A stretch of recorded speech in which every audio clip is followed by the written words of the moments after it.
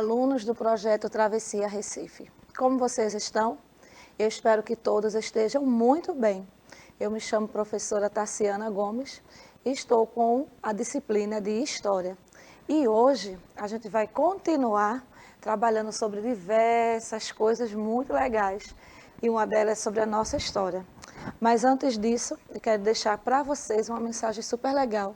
E você aí, onde quer que você esteja, na sua casa, acessando em algum lugar, e eu aqui, nós possamos estar juntos em mais um momento de aprendizado, mais um momento de troca de aprendizagem, na verdade, e que possamos ter um conhecimento, assim, super legal. Vamos lá? Eu quero compartilhar com vocês essa frase que realmente, para mim, ela faz com que pare para pensar e veja como é bom ter sonhos e como é bom seguir prosseguindo, seguir caminhando para alcançar esse sonho. Vamos ler? Abasteça-se dos seus sonhos e tenha combustível para chegar até eles. Mariana Moreno. Como é bom poder falar de sonhos, como é bom poder falar de algo que faz com que o nosso coração fique cheio de alegria e principalmente de coragem para poder seguir, né?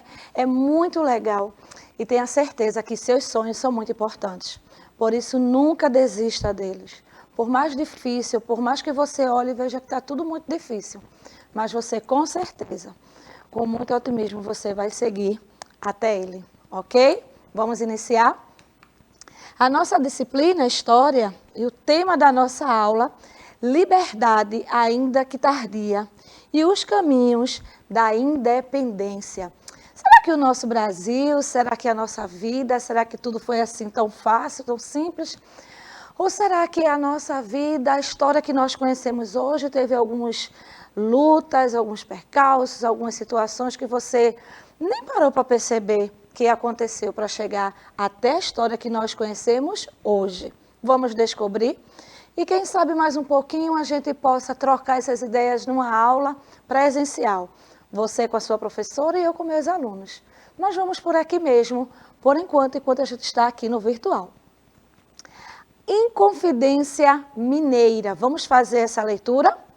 Durante o século XVIII, quando a atividade econômica da colônia atingia um nível mais alto, a região das Minas fervia de riqueza. Imagina só, tem um local onde as riquezas, tudo favorecia para um crescimento. Mas essa Inconfidência, ela traz coisas muito particulares para nós. Tudo está acerca de tudo que ali acontecia. Atingia um nível alto de riqueza. Tinha muito trabalho, viu? Várias pessoas sacrificavam bastante para que isso acontecesse. As comparações políticas e econômicas entre América e Estados Unidos criou um clima de revolta. Por que será que isso acontecia? Deixa eu dizer uma coisa a vocês. Essa troca de conflitos, de parar, de olhar e dizer assim, por que eles conseguem mais se a gente trabalha da mesma forma ou trabalha até mais? Então isso começou a criar um clima de revolta entre as pessoas que ali estavam, que trabalhavam e que se dedicavam, certo? Os minérios, as riquezas estavam num nível alto, porém, com tudo isso, começou a haver uma coisinha assim, aquele olhar e dizer, eles têm mais, mas a gente trabalha tanto, como é que pode isso? Vamos ver. Vamos continuar a nossa leitura? A Inconfidência Mineira. Os colonos estavam insatisfeitos com a autoridade dos administradores portugueses. Claro, era uma autoridade que era imposta sobre eles de uma maneira grandiosa. Tanto trabalho, tantos conflitos, tantas situações, momentos ali acontecendo, mas a autoridade que estava sendo imposta sobre os colonos, eles não estavam satisfeitos com isso não. Então isso começou, lembra que eu falei há pouco sobre as revoltas? Mais uma, vamos continuar. Ainda sobre a Confidência Mineira. Tá vendo como uma coisa vai puxando a outra e tudo vai acontecendo e vai se encaixando? Vamos continuar essa leitura aí comigo, vamos interagir para a gente trocar esses conhecimentos, vamos lá? Apareciam problemas visíveis na região de Minas, tais como altos impostos, controle de atividades econômicas, monopólio de comerciantes, entre outros. Vejam só. Claro que não poderia ser diferente. As revoltas, os impostos, imagina a pessoa trabalhar, e quando for ver o que restou, os impostos levavam a maior parte do seu trabalho. E isso dificultava bastante tudo aquilo que poderia acontecer mais na frente. Não apenas o imposto, que é uma coisa muito séria, que leva uma grande parte daquilo que o trabalhador se dispõe a receber, as pessoas perdem porque tinha que pagar a corte, tinha que devolver do seu trabalho. Ainda assim, tinha o controle de atividades econômicas, então não era tudo. Portugal ele tinha um controle muito grande sobre tudo o que acontecia. E isso começou a gerar uma certa revolta, aborrecimento, chateações. Vamos ver se ainda tem mais coisas sobre a Inconfidência. Mas iremos passar para um tópico também que é super interessante para nós. A derrama. Você sabe o que é isso? Vamos ver se você acertou. Eu tenho certeza que em assuntos anteriores, séries anteriores, você já ouviu falar. E é algo muito importante também. Mas deixa eu te dizer uma coisa. Todo conhecimento que você tenha sobre a disciplina de histórias, e entre outras, é super importante. Porque isso faz parte do seu conhecimento, faz parte da sua cultura e principalmente para os novos conteúdos que forem vindo para você adicionar o seu currículo aí. Então, esteja atento a tudo que a gente está estudando, ok? Vamos fazer essa leitura juntos? Lê aí comigo. Vamos lá. A derrama. O que foi a derrama? Vamos ver se realmente você acertou. E se errou, não tem nenhum problema, porque o erro faz parte do conhecimento, faz parte com que a gente possa interagir. Às vezes a gente acha uma coisa e faz assim, eu não vou falar porque eu acho que está errado. O erro, ele faz parte de um crescimento, tá certo? Então não tem problema se você não acertou. Então vamos ler e vamos ver se você conseguiu interagir aqui. Vamos lá, vamos ler comigo. Derrama. O que era a derrama?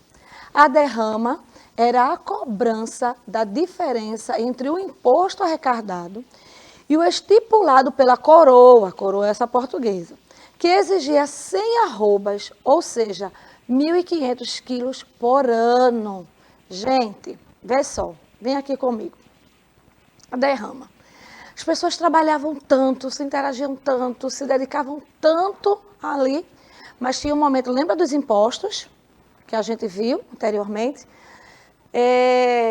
O pessoal trabalhava tanto. Tinha um momento que tinha que pagar os seus impostos. Mas quando iria bater as informações, não, ainda está faltando, não. Vamos organizar isso aí, não. Então as pessoas tinham que trabalhar mais para ter mais devolução de impostos. Que devolver o estipulado pela coroa portuguesa. Então lembra das revoltas, estou sempre voltando para lá. Isso iria acontecer a cada momento. Mais informações sobre a derrama.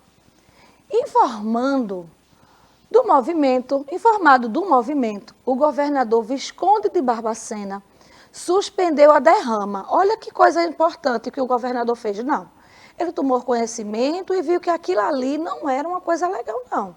Aí ele fez, não, vou suspender isso aí. Então já foi uma situação favorável, né? Vou suspender. Tiradentes é considerado um dos heróis do Brasil. Você já ouviu falar Tiradentes? Você que gosta muito de estar conectado na internet, você que gosta muito de estar interagindo, vai lá no Google e faz uma pesquisa e mostra para a tua professora. Tenho certeza que ela irá adorar saber que você está interagindo aqui com a gente e está levando para ela um retorno do seu conhecimento. Tiradentes foi um dos heróis. Tenha certeza disso. A corte no Brasil. Olha que imagem bonita. A corte no Brasil. Vamos lá? Vamos ler esse tópico? Quando Dom João chegou ao Brasil, isso mesmo, Dom João chegou ao Brasil, a colônia que ele encontrou aqui apresentava algumas características particulares. Que características será essa? É muito interessante a gente frisar que quando eles chegaram, eles tinham uma expectativa de local, mas não foi bem assim. Quando eles chegaram, eles se depararam com várias situações. E é isso que a gente vai ver nesse momento. Quais eram essas características? Algumas, tem várias, tá? Mas eu elenquei algumas aqui para a gente. Não era uma unidade, eles não pensavam únicos, a unidade, o total assim, ó. Não. Então, isso dificultou, certo? Teve alguns problemas por causa disso. Estavam voltados para interesses locais, apenas para interesses locais. Passou pelo fracasso das rebeliões. Lembram das rebeliões, das situações das aulas anteriores? Isso mesmo. Então, toda vez que eles paravam em alguma situação, geralmente tinha uma rebelião, tinha uma revolta, tinha um aborrecimento. Porque foram várias coisas que foram acontecendo que não foi favorável para o povo. Então, isso, não só pessoas importantes da época, mas o povo, com a força que tem, começou a... Epa, vamos parar um pouquinho. Ainda sobre a corte no Brasil. Vamos fazer essa leitura? A chegada da família real e a instalação do governo no Rio de Janeiro fizeram a capital ganhar áreas de metrópole. Olha que legal. Quando essa família chegou aqui, começou a modificar algumas coisas. Se tem uma modificação, se tem uma troca de costume, vai ter a parte boa, favorecida, e também vai ter aquela parte não tão favorecida, que a gente vai ver isso aqui agora.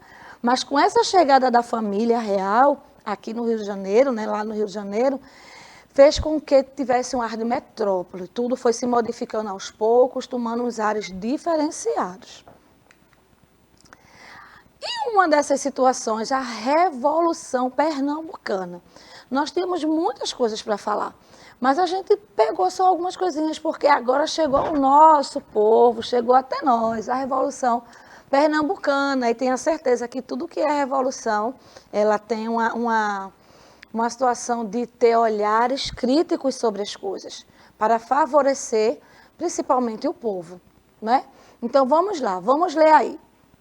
E também, se você sentir necessidade, faz algumas observações, tira algumas dúvidas com a sua professora sobre a Revolução Pernambucana. Vamos lá, 2 pontos eu separei para a gente. A transferência da corte portuguesa para o Brasil não trouxe vantagens para todos. Lembra que eu disse que tinha os mais favorecidos e os menos favorecidos. Então, não trouxe para todos, não, essa vinda deles para cá não foi bom para todo mundo, não. Em 1817, os pernambucanos ficaram insatisfeitos, pois, mesmo vivenciando a crise na produção do açúcar, eram obrigados a pagar pesados impostos. De novo, essa parte de impostos. Então, mesmo com essa dificuldade, essa crise na produção do açúcar, não diminuiu os impostos. Então, isso foi criando uma revolta entre eles. Né? Se eu não estou vendendo tanto, como é que eu vou pagar impostos altos? Fica muito difícil. Né? Como é que eu ia lucrar para trazer o sustento? Mas os impostos tinham que ser pagos. Então, isso foi começando a gerar uma revolução, uma insatisfação. Ainda sobre a Revolução Pernambucana. No Recife, a revolta era geral. Olha, no Recife, a revolta era geral e pipocavam nas diversas sociedades secretas, sendo alguns revolucionários presos. Olha bem, preste atenção.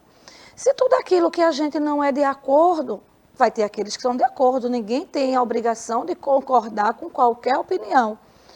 Aí é aí que começa algumas dificuldades, algumas situações. Então, por essa insatisfação, alguns revolucionários começaram a ser presos, porque não estava satisfeito com aquilo ali, certo? Uma revolução cultural, essa é muito legal, muito diferente. Por isso que eu quis trazer para vocês neste momento. A presença da corte permitiu também uma grande abertura, né? Teve essa parte legal. Fim da proibição da instalação de gráficas, criação da imprensa régia, divulgação das informações da corte. Porém, essa imprensa ela não trazia apenas informação sobre o povo, sobre situações da época, não. O que é que ele fazia? Dava muita prioridade apenas às informações vindas da corte, né? Da elite. Certo? Então, aí também teve uma certa insatisfação. Mas foi algo bom, porque o fim da proibição da instalação das gráficas. Então, isso também foi algo favorável, certo? Não a parte de não falar de todo o assunto que era necessário. Uma revolução cultural, certo? Criação de escolas como a Academia Real da Marinha, Academia Real Militar, Biblioteca Pública e Museu Real. Então, isso fez também a cultura ser algo mais visível, mais que as pessoas podiam olhar de uma maneira diferente.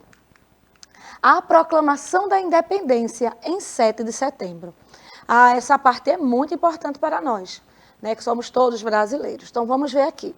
Em 1820, Dom João é pressionado a ficar no Brasil ou voltar para Portugal. Ele tinha que escolher, vai ou fica. Por fim, depois, ele resolveu voltar para Portugal. Mas ele deixou o seu filhinho aqui, Dom Pedro. Depois de muita indecisão e luta, vou ou fico, deixo o filho, Dom Pedro rompe com o governo de Portugal e em 7 de setembro de 1822, às margens do rio Ipiranga, ele proclamou a independência do Brasil. Você na sua casa, você onde quer que esteja acessando essa aula, que você possa surgir uma dúvida, anota no caderno, pergunta à sua professora. E eu, professora Tassiana, espero vocês na próxima aula. Tchau, tchau.